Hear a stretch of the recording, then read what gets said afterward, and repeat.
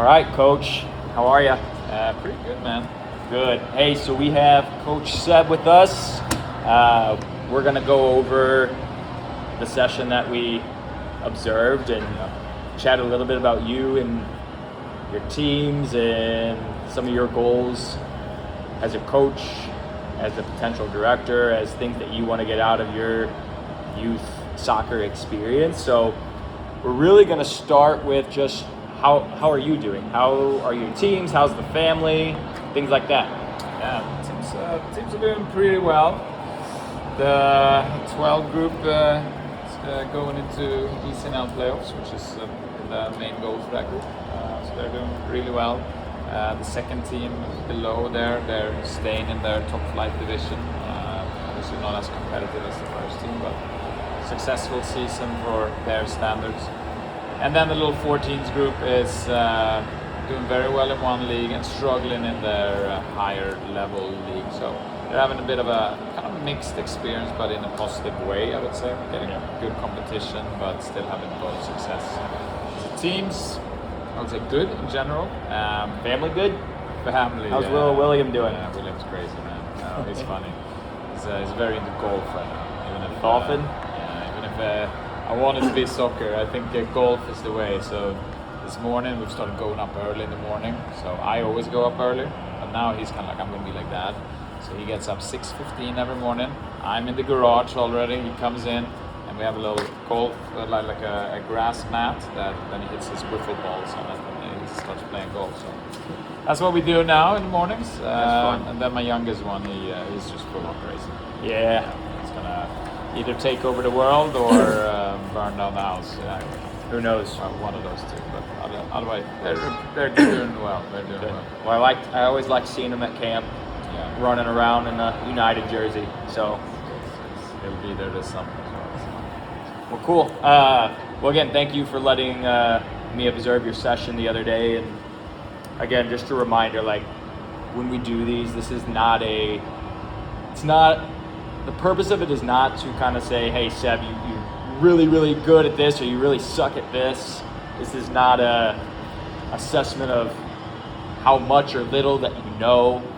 It's not a grade on how you are as a coach. The purpose here is to help you reflect on your own growth in your own session to see, hey, maybe I was not aware of this. Maybe if I did this different, certain player experiences or behaviors might change in the short term or in the long term, right? Because not everything can be observed in a 90-minute session. So I sent you the assessment form. I have a copy of it here that you can take home with you today. It really goes over what your objective was, has some good data on talk time and ball rolling time and all that good stuff.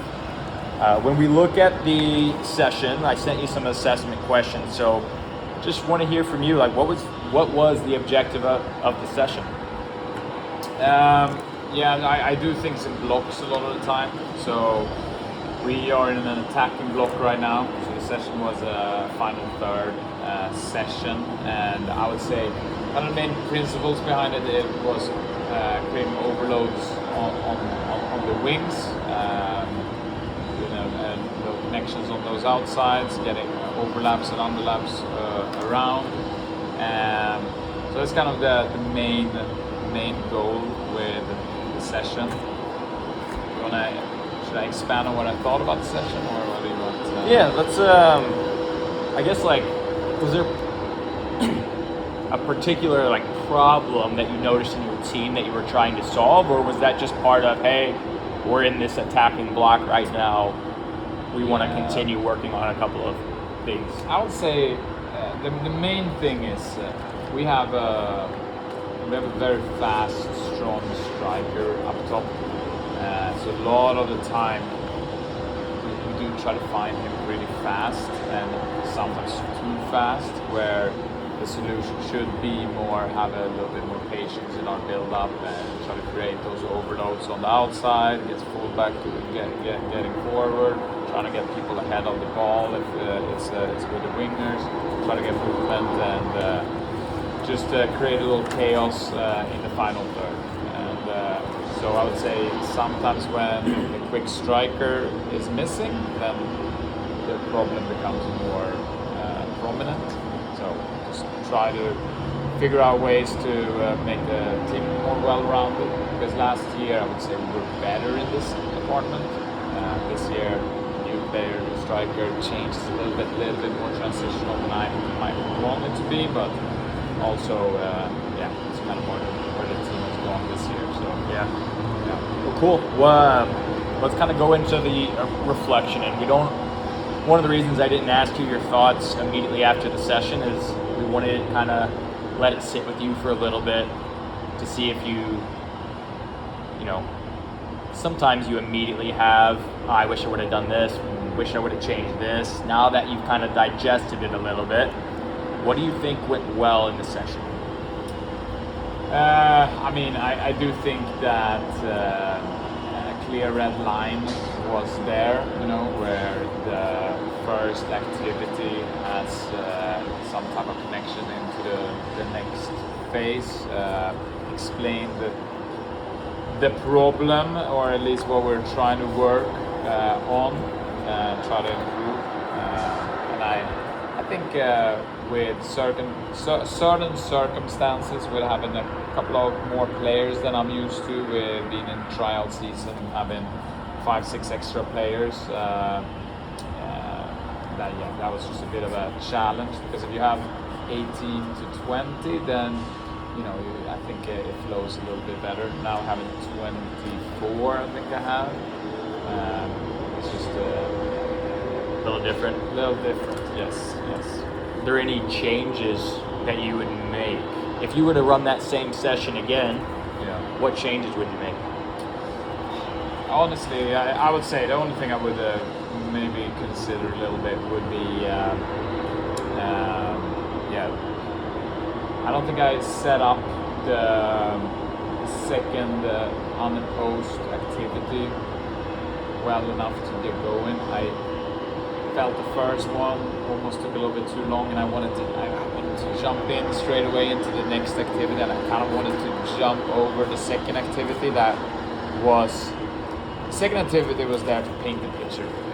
Right. So the first one, short little warm-up, body warm-up, and then the second activity, or the first activity, is kind of a warm-up almost. Yeah. So then I really liked the warm-up. Yeah. With the 3 versus 2, just kind of smaller smaller, overlapping, underlapping movements, good combinations. I really like that. Straight into playing, balls rolling a ton. The kids enjoy it because they're just going at it, 3 versus 2. Quick repetitions, I really enjoyed that piece. And then jumped into activity 1, which is the one that you're talking about, right? Is the pattern to get across and a finish. Yeah. No, I would just say that it was almost like, you have an hour and a half. Sometimes you just get anxious in getting into the actual playing phase of it. Yeah. I honestly, I don't like unopposed drills very much. Right. Sometimes it takes, I don't like planning it, but at the same time, when you really want to paint the picture of, hey, this is what we are doing today.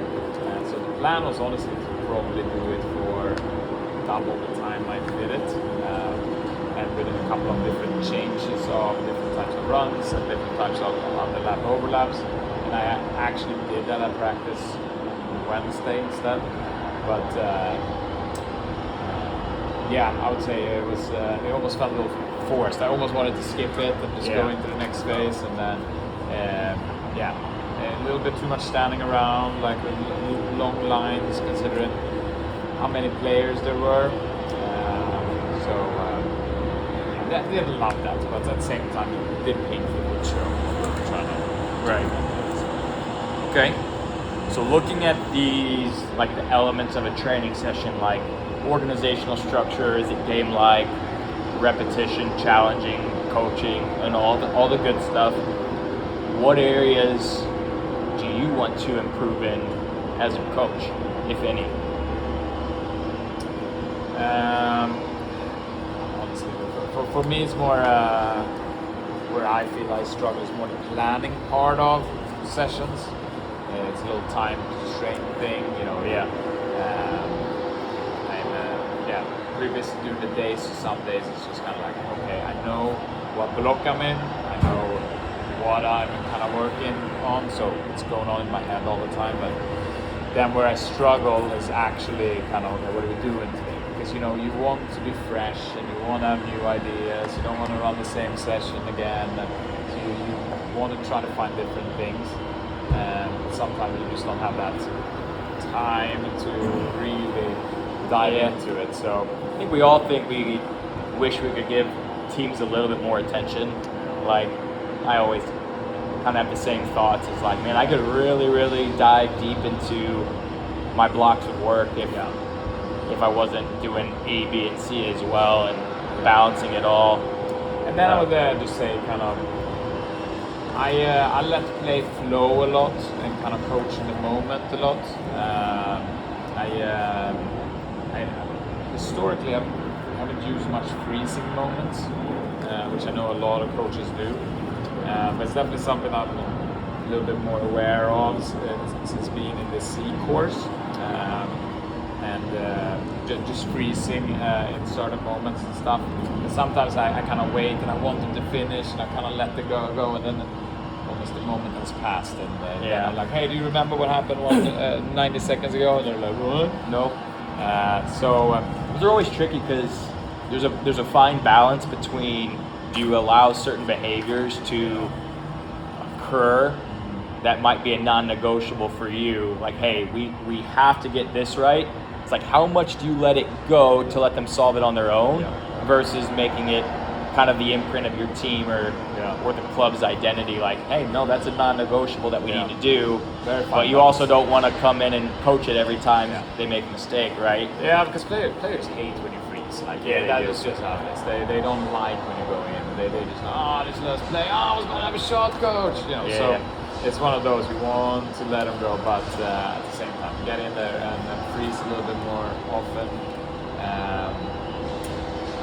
What's something else I was thinking about? I'll find that shortly.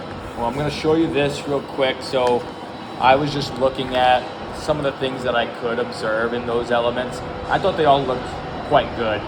The structure was good. We're going to talk about a couple of the ways that the organization piece might be able to bring out your objective more. But other than that, I thought all of those boxes looked good. Thought it was organized. Thought it was game-like most of the time. Right. Again, the unopposed piece was more of a, can we bring out certain actions? I thought that looked really, really sharp. So here's the question: is how can we help you as a club, or how can I help as an educator? How can I help you get to where you want to be? If that is, you said, more organized with my session planning, how can we support you in that piece? No, I think I'll talk as a club in general, and then if that is your job or not, then I just think if you have a clear vision for how it should look on the field, so you have a club game model, that then you can break it up in all the different game moments and have very specific sessions that are very clear in line. Hey, final third, we want players, we want our attacking midfielder to overlap into the assist zones, for instance. Right. And then you have a certain session that you can go. So a couple of more sessions where we can fall back on when we know it aligns with what the club wants to do, connects with the game model, because we have a game model, but no one's really educating it right now. No one that really owns that part of it. I think we're aware of that piece, and that's something that as a club we're trying to do a better job of, is not just saying, hey, here's a game model on a piece of paper, please interpret it and use it, but this be a daily, weekly. We want to get you guys more of like a weekly, hey, Seb, you're doing a great job, you're in the attacking block, please stay in the attacking block. Here's the session that the club has created. Steal it, use one activity, make it your own, and we can have more moments where we're, again, assessing and observing these things to make sure it looks Athletico Dallas, right? So I think that's honestly the only thing I feel like I need. And obviously you would you like when people come out and assess you and look at you and just can discuss. And for the higher team level teams, it's kind of like sometimes you just want to talk with people about what are you thinking. Yeah. And having people around the club that has more time. soccer talk instead of more absolutely. business talk. Yes, that's the problem everywhere. 100%. Cool. So let's do the input piece. I'm going to give you some of my thoughts. Then we'll put together a plan and like, hey, what does Coach Seb want to be? What does he want to do? So I put on here. I wonder if we helped the players create overloads, or if we gave them overloads to guarantee the repetition. So something that I've struggled with in the past is saying, oh, we're create overloads. I'm like, did we create it, or did I put a 2v1 in the wide channel? Yeah. Did I stick a player there that guaranteed the rep? Yeah. So are they going to be able to create that on their own, or did we provide it? And I think there's a distinction between can we create the overload, or what do we do when the overload is present? Yeah. And I know the objective was, hey, can we create overloads and talking through the technique on the service, the arrival time. So we kind of comboed a few really, really good things in there. But I wonder how some of that verbiage is perceived by some of the players sometimes. And if the problem is we can't create it, I think sometimes we need to be a little bit more intentional with, well, what do we want them to do to create it, right? Is it a zone where we play the ball in and then somebody has to join to actually create the overload? I think that is something to consider. That makes it very clear if you, for the players. Right. Have it that way. Yeah. So that was activity 2. So we have the warm-up is the 3v2. The activity 1 is the passing pattern to finish. Activity 2 is going to be that 5v5 with the wide players in the wide channels, giving you that repetition that we talked about, and then the final activity being the scrimmage. So specifically on that activity 2, that's where I was like, I wonder if we did that, at least incorporated maybe a progression and to see how the players responded. And then I also said on here what changes might occur if the rules or the layout changed.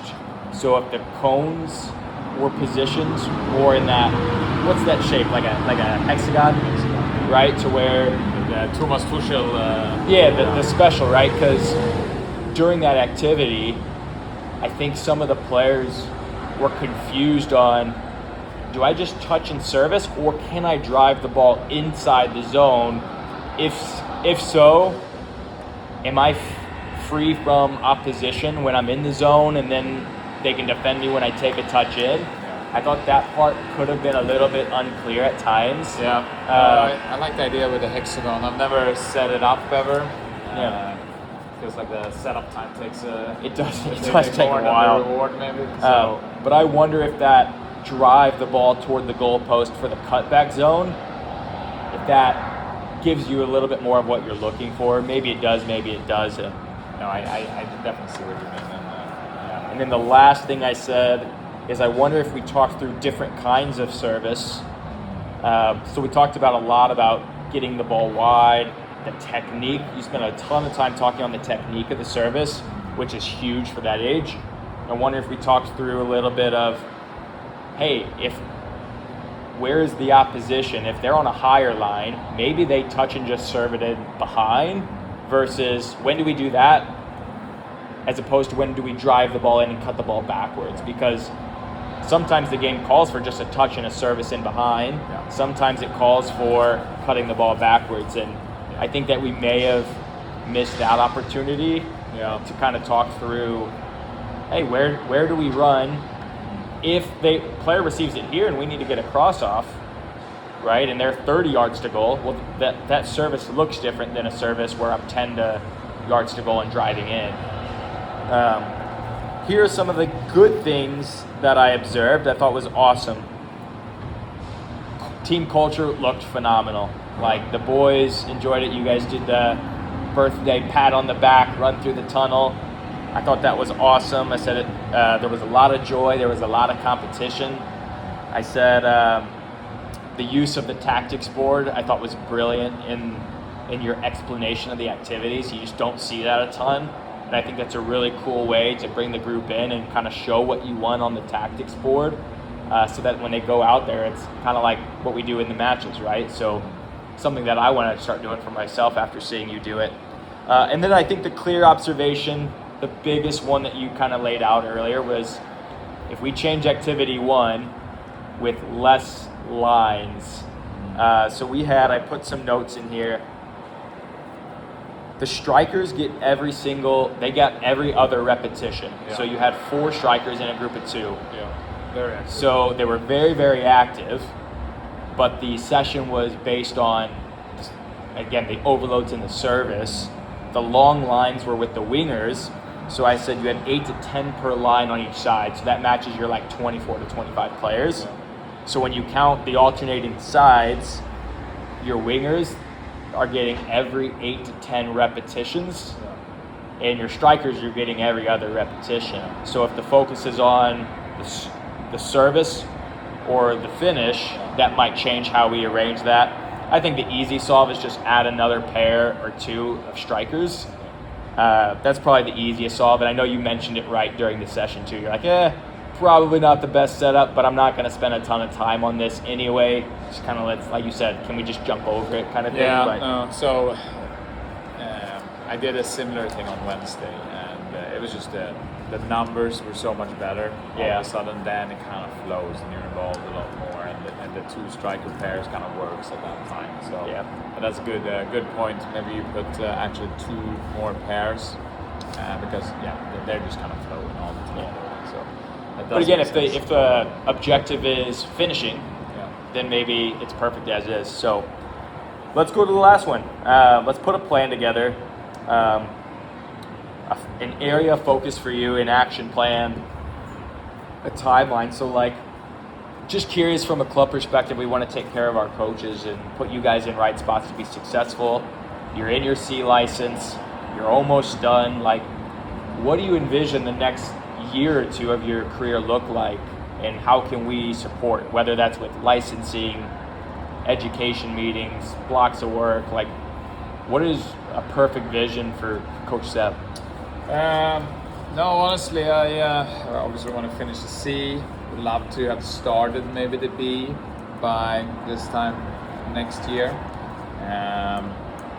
So I have something to keep on pushing.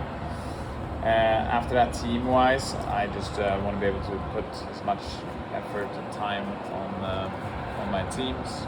Love to get a lot of support with field space and extra practices when needed.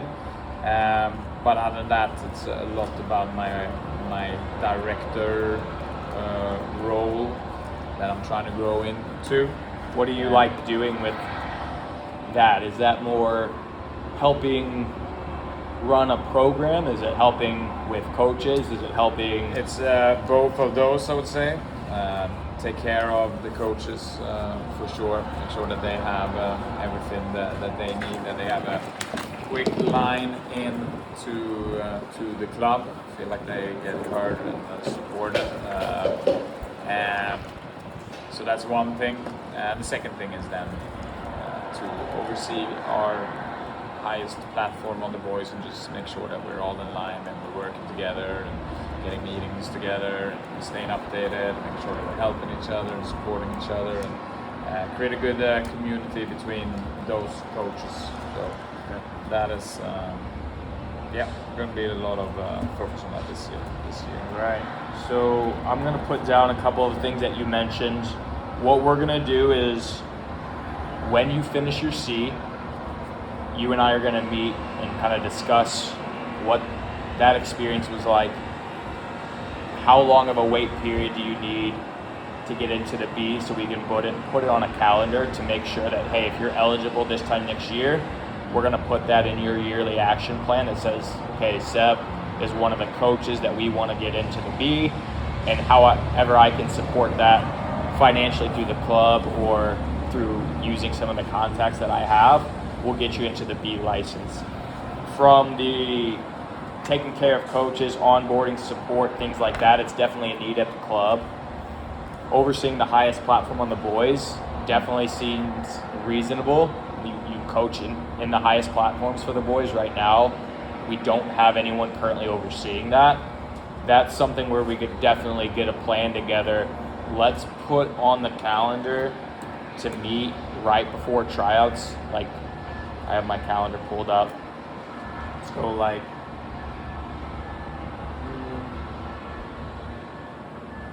have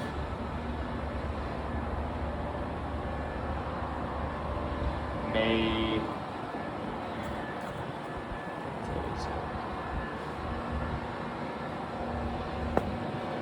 17th, is it? the 17th now. Let's go May 8th, Friday, and we can kind of go over, hey, like what those responsibilities look like to see if it would be a good fit for you to kind of take the lead. Because again, we don't have anybody doing that. Yep. And then that way we can take care of the licensing, get you in a role where you can make an impact and keep growing as a coach. And then I think we need to do more of these as well, just talking through sessions, coming to your games, talking through those. That's how I think, again, more soccer people getting together, talking soccer instead of business. So session was awesome. I'm going to steal a couple of the ideas myself, especially the pattern to finish. I really, really liked. I do a different one, so I'm going to send you the one that I do. Yeah. We can kind of compare them and just see how yours works with mine and mine works with yours. And we'll set up a time to do a match observation if you're good with it. Yeah, sounds good, man. All right, Coach. Appreciate it. Yep. Thank you.